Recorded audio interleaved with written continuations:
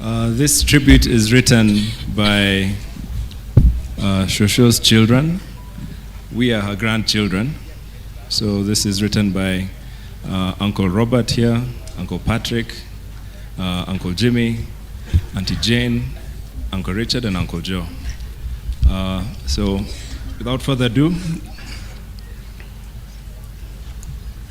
I'll read on their behalf. Our mom shaped our lives, the world around her, with a steady, consistent love that never wavered. She was nurturing, strong, and deliberately, deeply generous.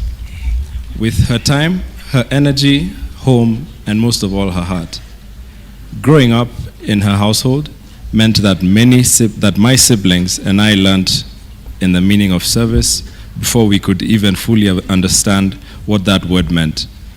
My siblings and I would be running around the house to see what we could do to help our guests feel catered for. Our home was never just for us. She opened our home to her own siblings, their children, their father's siblings, their children, their friends, cousins, and ultimately anyone in need. Sometimes even complete strangers. Her generosity and love was immeasurable, whether it was raising kids that were not hers by birth, or educating my cousins through primary school, high school, and finally university. She remained consistent. She never made anyone feel like they were other. If you entered her home, you became her child. And even still, never missed a beat with my siblings and I. She had such much love to give. Our mom was a teacher by profession and a disciplinary by nature. You couldn't get much past her. You don't grow up with a teacher as a mom and get away with anything. She corrected our posture, our attitudes, and somehow she saw and knew everything we were up to. She never spared the rod when it was needed, but also never spared her love. She did not raise just 5 children. She raised generations. Some of us owe her our education for our character and all of our hearts. She balanced her firmness with warmth and made our home. She feel like the safest place on earth. She loved immensely and laughed fully. If you ever had our mom laugh, you'd remember it for the rest of your life. It started high, sharp like surprise, and dipped low, and then rose again. The laugh that could fill a room, and it definitely filled our home. We can still hear your laugh, Mom, and it echoes deeply in our memories.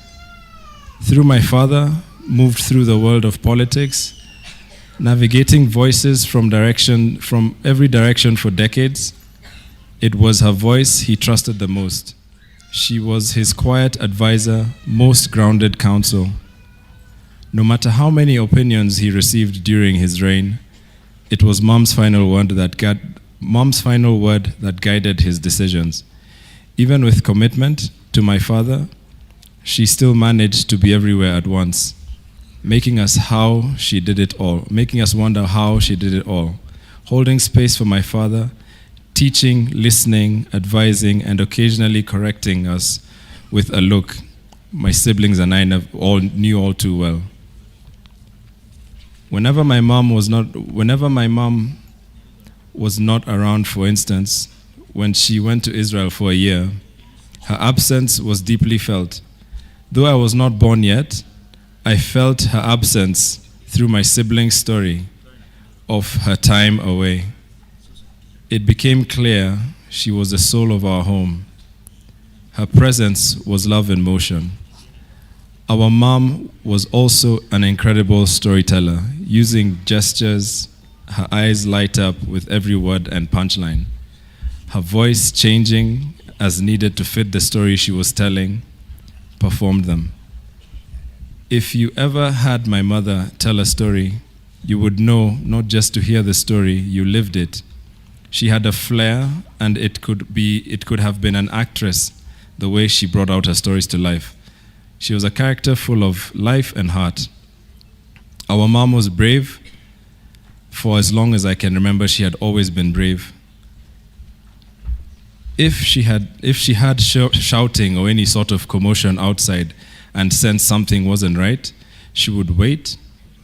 She wouldn't wait. She would be the first one out of the door, showing up, ready to help. She was fearless when it came to protecting and serving others. Her courage lived in action, not just words. She lived with grace and deeply committed to God, to the church. Her faith was something she wore. Her faith was not something she wore when convenient. It was something she lived through service, through community, through discipline, with dignity. And somehow, she always knew when to leave the room, when to stay.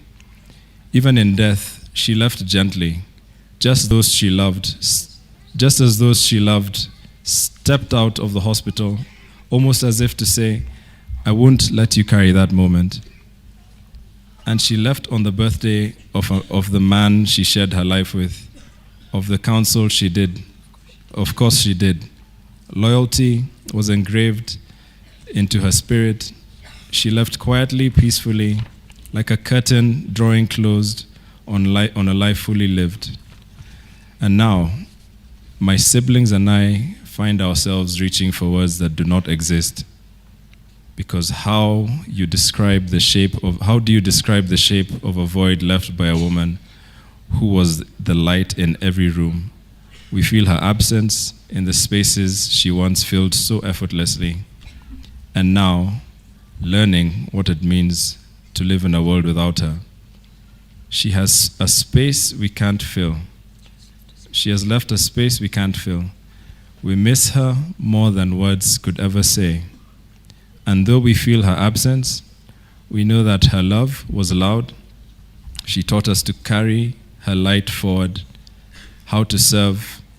We know what to live by, and now understand how far she really has stretched herself for those she loved. Thank you, Mom. We miss you. You were our light, and we will keep following it and continue to instill your ways in our children. We love you so much. Thank you. Asante sana kwa kujikaza kiume. Ile ingine na who is leading the other trip.